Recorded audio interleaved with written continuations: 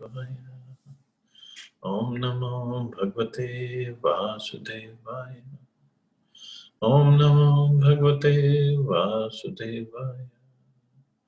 Narayana Namaskritya Naram Cha Narottamam Devim Saraswatim Vyasam Tato Jayamudirye Nashtaprayesha Bhadreshu Nityam Bhagavata Sevaya Bhagavati Uttam Shloke Bhaktir Bhakti Nashtaki.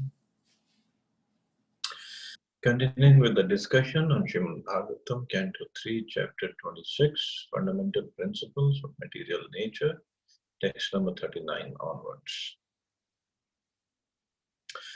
Dravyakritittvam gunata vyakti sansthatvam evacha tejastvam tejasaha sadhavi rupamatrasya vrittayaha.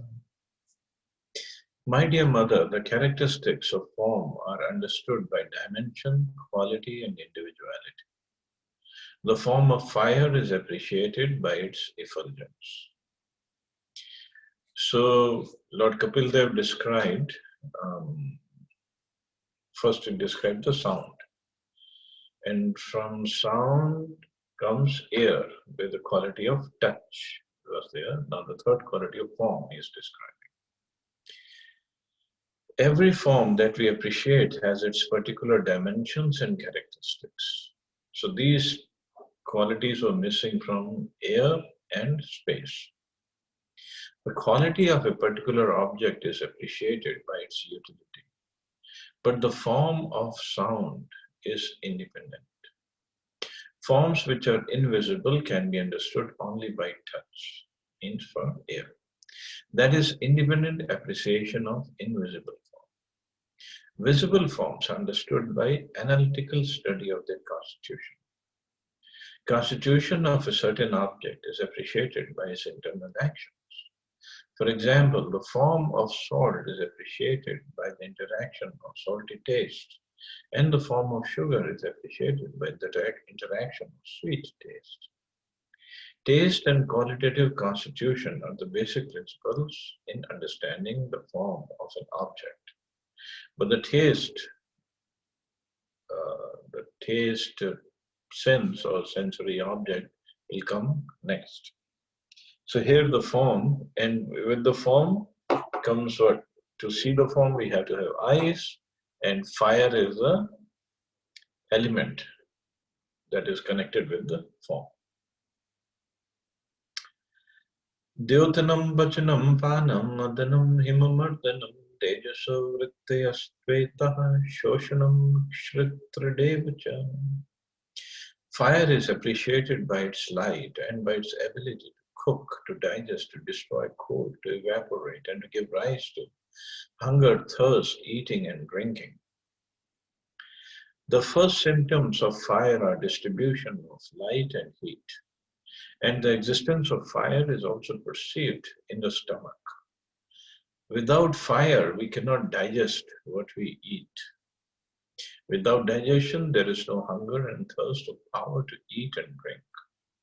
When there is insufficient hunger and thirst, it is understood that there is a shortage of fire within the stomach. And the Ayurvedic treatment is performed in connection with the fire element, Agni Mandayam. Since fire is increased by the secretion of bile, the treatment is to increase bile secretion. The Ayurvedic treatment thus corroborates the statements in Srimad Bhagavatam. The characteristic of fire in subduing the influence of cold is known to everyone. Severe cold can always be counteracted by fire. So three elements are mentioned in Ayurveda: Kapha, Pitta, and Vayu. So Pitta means the fire element to treat the body. So the fire element is there in our body, and fire is related to the form and to the eyes, and also to digestion, to eating, to hunger, thirst. If the fire of digestion is not there in the stomach, properly lit, then we cannot digest. And if we cannot digest, we will not feel hungry or thirsty. So it's all very much connected. Rupamatrat vikurvana tejaso devachodita rasmatram abhutas tasma dambo jihva rasagriha. By the interaction of fire and the visual sensation, the subtle element, taste, evolves under a superior arrangement. From taste, water is produced, and the tongue, which perceives taste, is also manifested. The tongue is described here as the instrument for acquiring knowledge of taste. Because taste is a product of water, there's always saliva on the tongue. So now the taste element is produced, and along with taste comes water and the tongue. Kashayo madhur stiktah khatva amla iti naikadaha bhautikana vikarena ras eko vibhidyate. Although originally one, taste becomes manifold as astringent, sweet, bitter, pungent, sour, salty, due to contact with other substances. So we need to have all kinds of taste because otherwise the food won't be tasty. Kledanam pindanam tripti prananapyayo nondanam tapapanotu bhuyastvam ambaso vrityastitvimaha. The characteristics of water are exhibited by its moistening other substances, coagulating various mixtures, causing satisfaction, maintaining life, softening things, driving away heat, incessantly supplying itself to reservoirs of water, and refreshing by slaking thirst. Starvation can be mitigated by drinking water. It is sometimes found that if a person who has taken a vow to fast takes a little water at intervals, the exhaustion of fasting is at once mitigated. So today you all are fasting for Ram Navami. For me it's tomorrow. So if you want to take some water, so you won't feel the fasting problem. In the Vedas it's also stated, apamaya prana, life depends on water. With water anything can be moistened or dampened. Flour dough can be prepared with a mixture of water. Mud is made by mixing earth with water. As stated in the beginning of Srimad Bhagavatam, water is a cementing ingredient of different material elements. If we build a house, water is actually the constituent in making the bricks. Fire, water, and air are the exchanging elements for the entire material manifestation, but water is most important. Also, excessive heat can be reduced simply by pouring water on the heated feet. So water is most important, so important that in fact this is our body, is 70% of our body is made of water, and 70% of the surface area of earth is covered with water.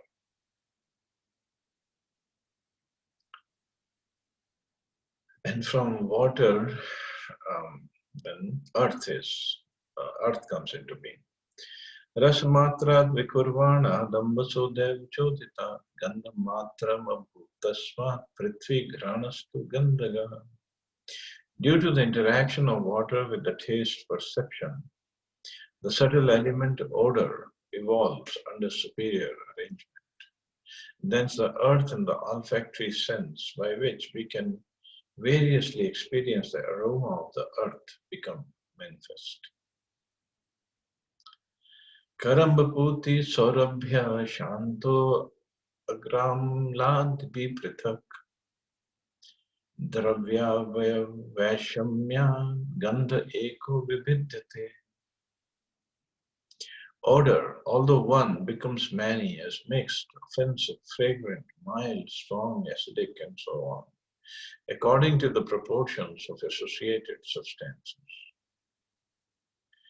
Mixed smell is sometimes perceived in foodstuffs prepared from various ingredients, such as vegetables mixed with different kinds of spices and asafoetida.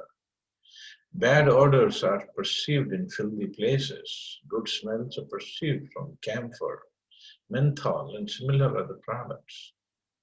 Pungent smells are perceived from garlic and onions, and acidic smells are perceived from turmeric and similar sour substances.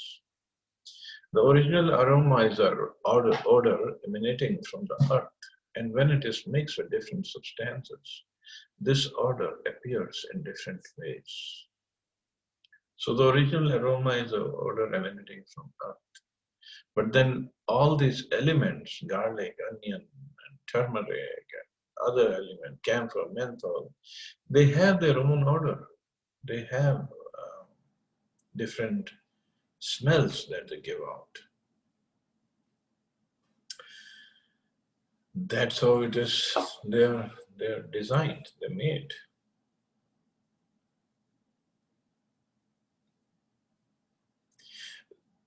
So in Earth, like in sky, we saw only sound. Now in air, there was touch and sound. In fire, there is form, touch, and sound. In water, there is taste, form, touch, and sound. Now in earth, there is aroma, taste, form, touch, and sound. Because earth element has all the elements in it. Bhavanam brahmana sthanam dharanam sadvisheshanam sarva sattva gunodheda prithvi vritti lakshanam. The characteristics of the functions of earth can be perceived by modeling forms of the Supreme Brahman, by constructing places of residence, by preparing pots to contain water, etc.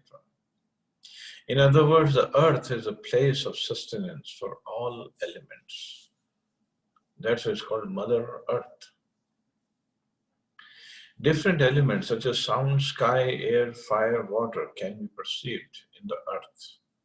Another feature of the earth, especially mentioned here, is that earth can manifest different forms of the Supreme Personality of Godhead. By this statement of Kapila's, it is confirmed that the Supreme Personality of Godhead, Brahman, has innumerable forms, which are described in the scriptures. By manipulation of earth and its products such as stone, wood, jewels, these forms of the Supreme Lord can be present before our eyes. When a form of Lord Krishna or Lord Vishnu is manifested by presentation of a statue made of earth, it's not imaginary. The earth gives shape to the Lord's forms as described in the scriptures. So the statue or the deity is made of the Lord from earth. They're not imaginary forms. In Brahma Samhita, there's a description of Lord Krishna's lands, the variegatedness of the spiritual abode, and the forms of the Lord, playing a flute with his spiritual body. All these forms are described in the scriptures, and when they're thus presented, they become worshipable. They're not imaginary as a Mayavad philosophy says. Sometimes the word bhavana is misinterpreted as imagination. But bhavana does not mean imagination. It means giving actual shape to the description of Vedic literature. Earth is the ultimate transformation of all living entities and their respective modes of material nature. So from earth, different forms of Lord is made, and basically we need earth for anything, like to make house, to make utensils for cooking. So earth is very important, but at the same time, water is the one that gives shape to the earth. And fire makes it strong. So all the elements are necessary. Namo gun visheshwartho yasya tat shrotramuchyate vayur gun visheshwartho yasya tat sparshanam viduh. The sense whose object of perception is sound is called the auditory sense. And that whose object of perception is touch is called the tactile sense. Sound is one of the qualifications of the sky and is the subject matter for hearing. Similarly, touch is a qualification of the ear and the subject of the touch sensation. तेजो गुण विशेष अर्थो यस्य तच्चक्षुरुच्यते अम्भो गुण विशेष अर्थो यस्य तद्रसनं विदुः भूमिर्गुण विशेष अर्थो यस्य च ग्रहण उच्यते.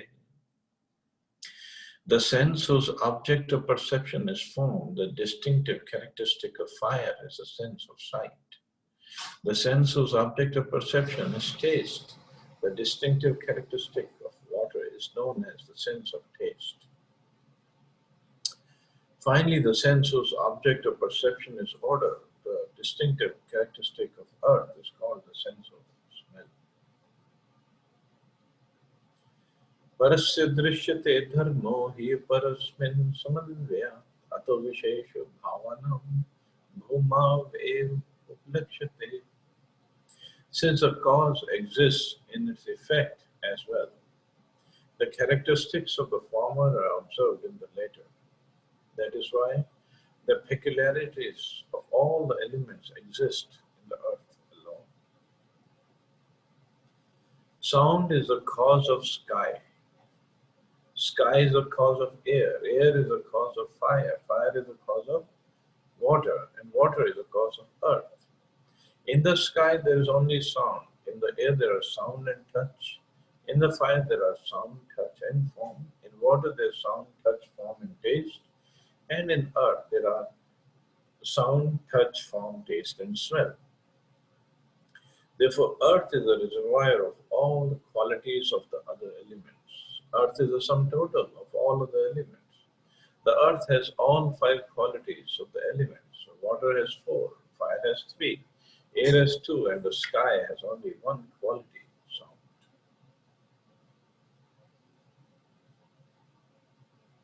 It's just different description, that's all. Etani samhatya yada mahadadini saptavai kal karma gunopeto jagadadir bhavishat. When all these elements were unmixed, the Supreme Personality of Godhead, the origin of creation, along with time, work, and the qualities of the modes of material nature, entered into the universe with a total material energy in 7 divisions. After stating the generation of the cause, Kapil Dev speaks about the generation of the effects. At that time, when the causes were unmixed, means all the elements were there, but they were not mixed together yet, the Supreme Personality of Godhead, in his feature of Garbhodaksha Vishnu, entered within each universe. Accompanying him were all of the 7 primary elements, the 5 material elements, the total energy, Mahatattva, and the false ego. This entrance of the Supreme Personality of Godhead involves his entering even the atoms of the material world. This is confirmed in Brahma Samhita, Andantarastha Paramanu Chayantarastha. He is not only within the universe, but within the atoms also. He is within the heart of every living entity. Garbhodaksha Vishnu, the Supreme Personality of Godhead, entered into everything. So he brought other ingredients and he entered the universe and in the atoms of the whole universe.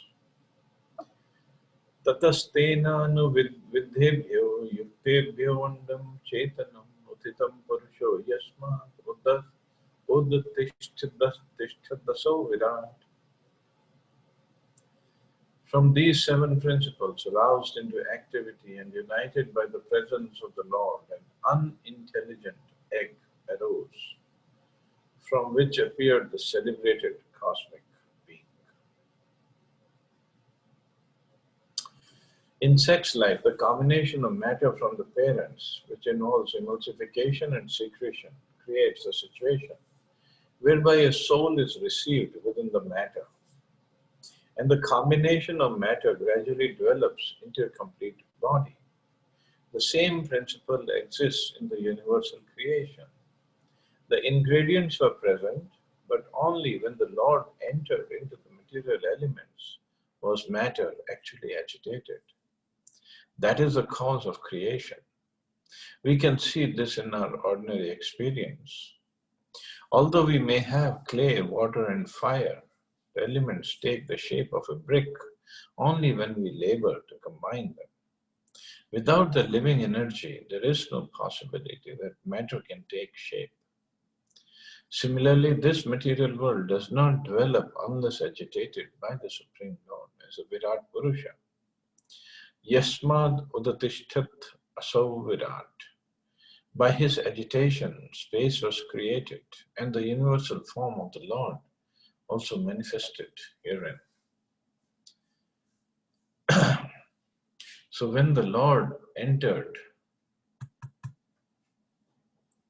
and made all the elements active, means all the combination started taking place, then an unintelligent egg arose from which appeared the celebrated cosmic being, means the universal form is appearing now.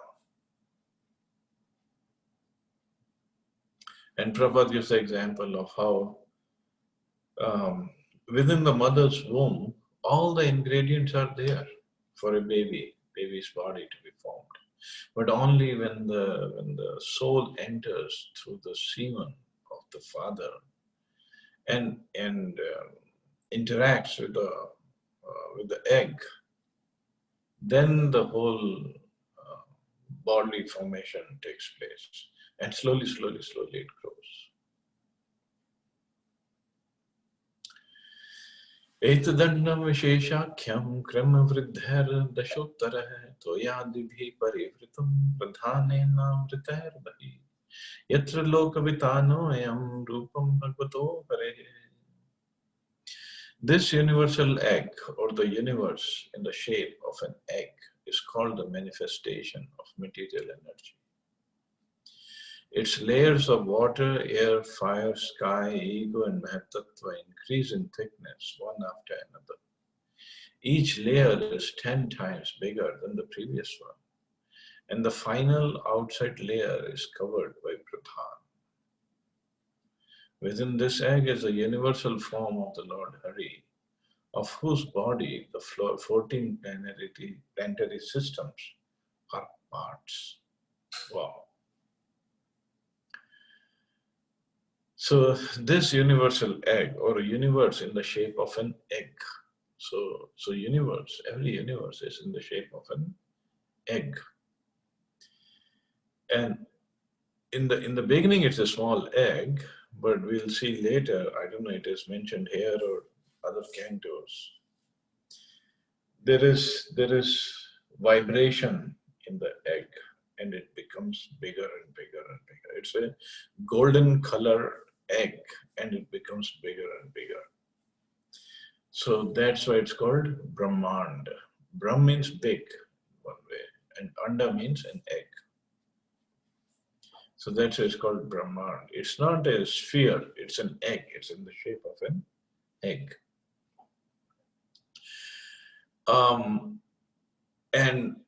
And see, its layers, the shell of that egg is what?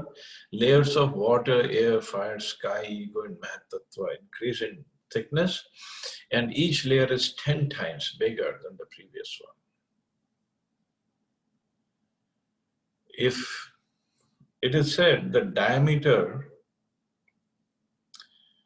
of this egg is 4 billion miles. Diameter is 4 billion miles. So if that is considered the layer of earth, so the layer of water is 40 billion miles. Then now it's a shell is getting formed. And the and the layer of from water comes air, no, fire. Before water is fire. So fire layer is 10 times water, so 400 billion miles. And then there's a layer of uh, air, and then sky, and then ego and Mahatattva. It's amazing, the creation, the whole creation. How Krishna figures it all out, I have no idea.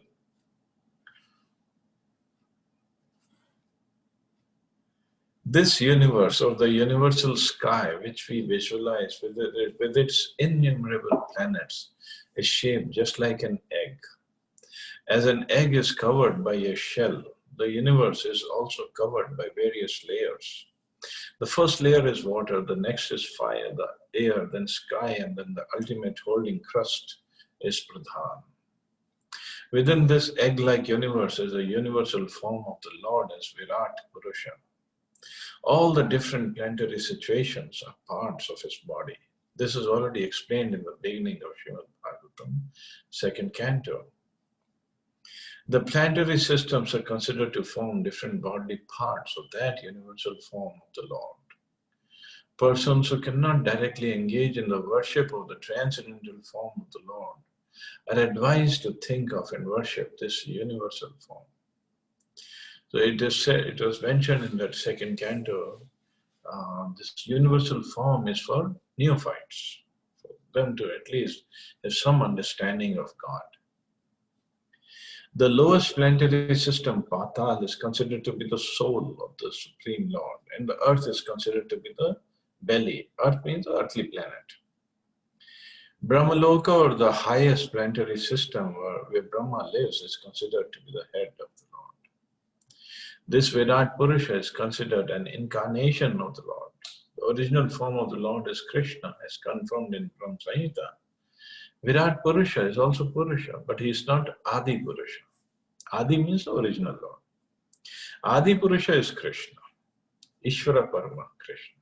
In Bhagavad Gita, Krishna is also accepted as Adi Purusha, the original. Krishna says, no one is greater than I.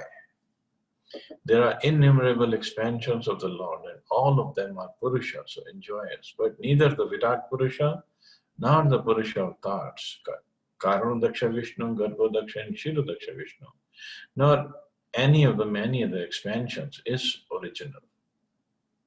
In each universe, there are Garbhodaksha Vishnu, the Virat Purusha, and Kshirodaksha Vishnu. The active manifestation of Virat Purusha is described here.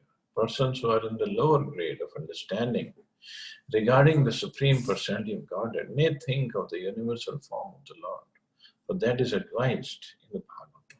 So they are in the lower grade of understanding, neophyte, but still, at least they see Krishna everywhere, or everything related to Krishna. The dimensions of the universe are estimated here. The outer covering is made of layers of water, air, fire, sky, ego, and Mahatattva, and each layer is 10 times greater than the previous one.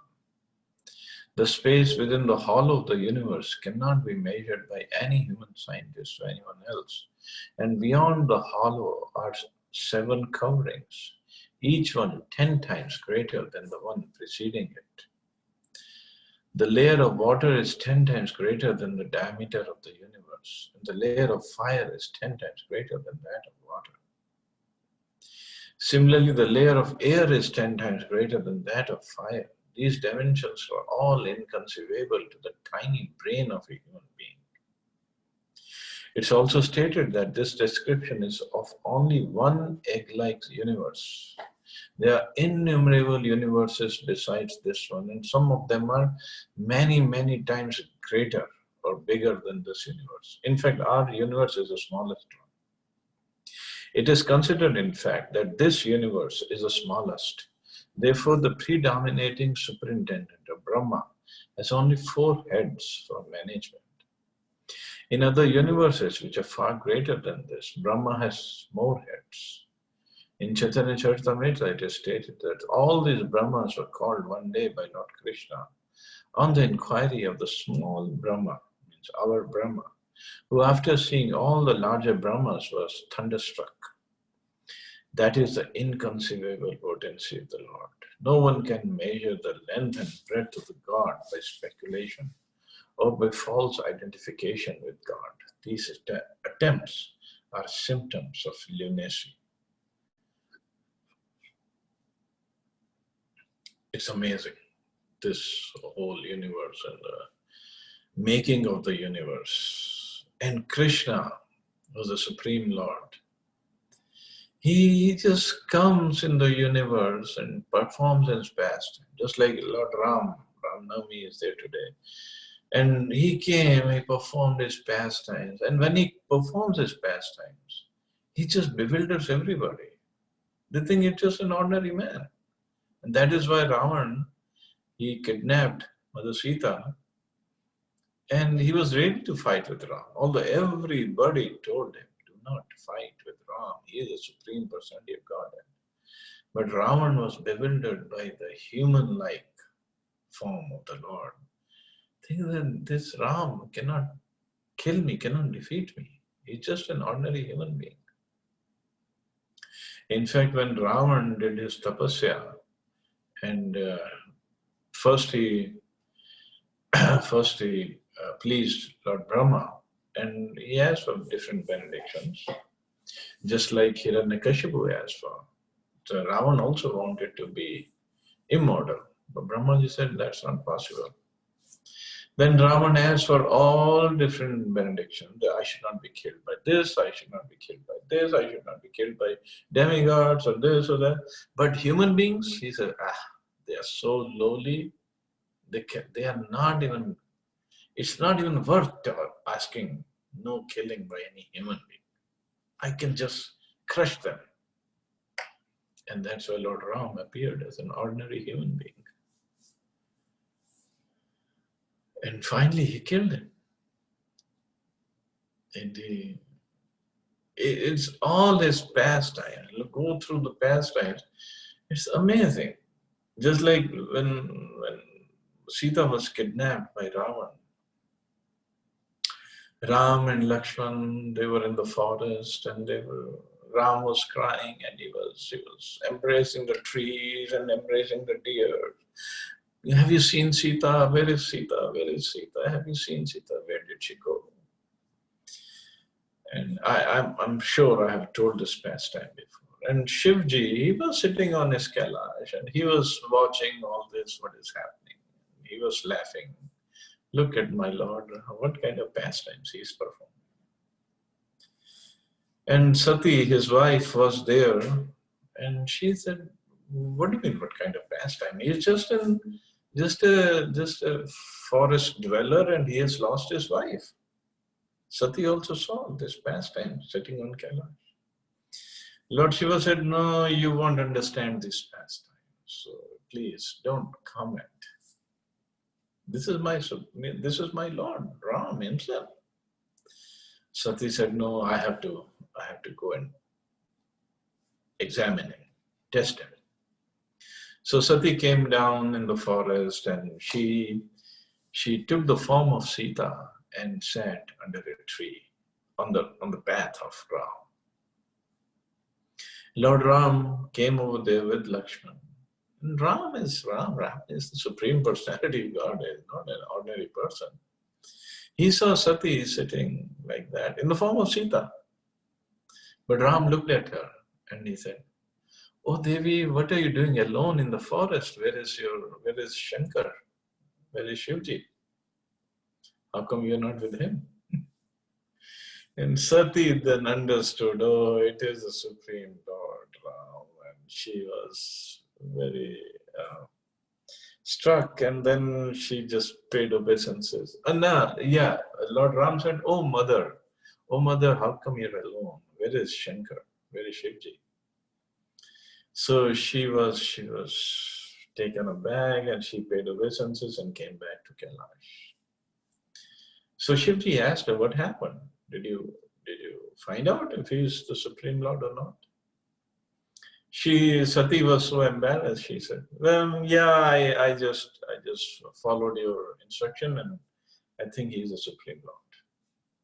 Shivji, understanding her nature, Shivji went into trance to see what happened.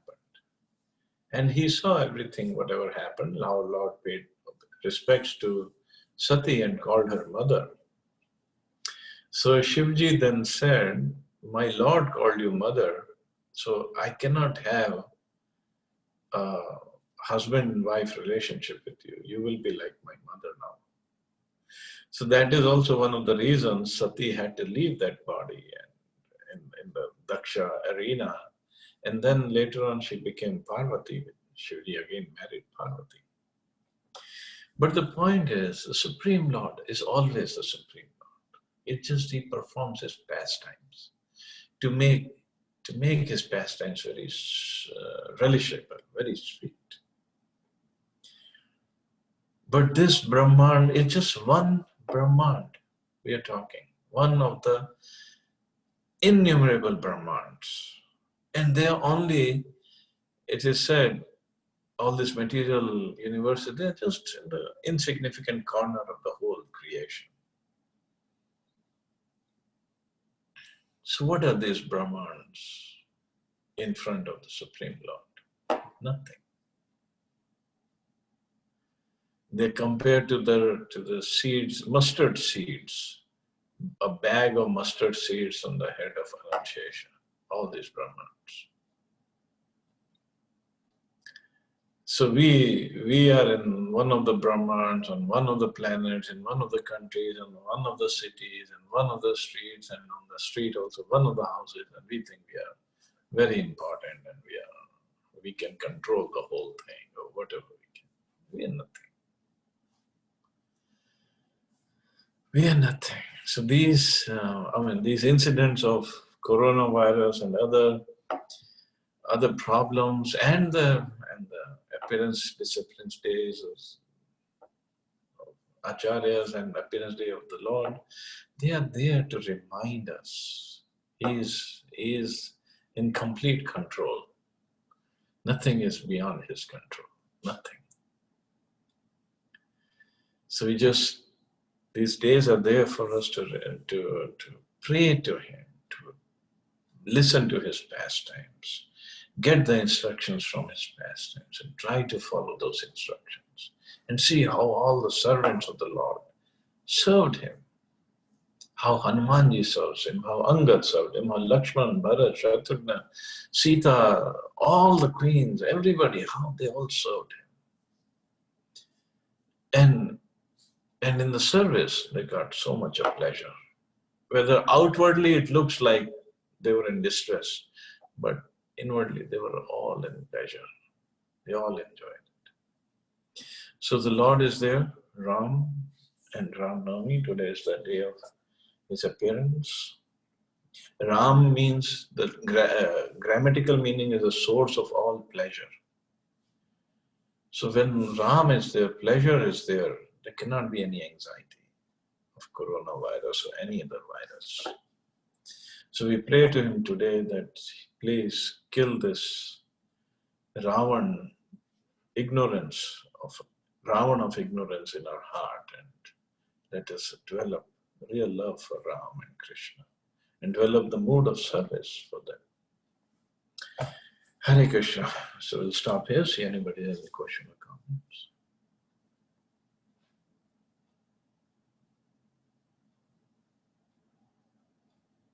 Prabhuji, happy Ram Navami to you and to everyone in the class. Thank you, Prabhuji, to you too. Happy Ram Navami. Also. Happy Ram Navami, everyone. Too bad you cannot go to Ayodhya, Vinay Prabhu. Hare Krishna, Prabhuji. Hare Krishna. Prabhuji, wonderful class. Thank you, Prabhuji.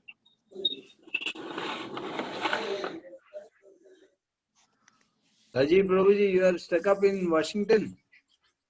Yeah. Yeah, Prabhuji. I got stuck here.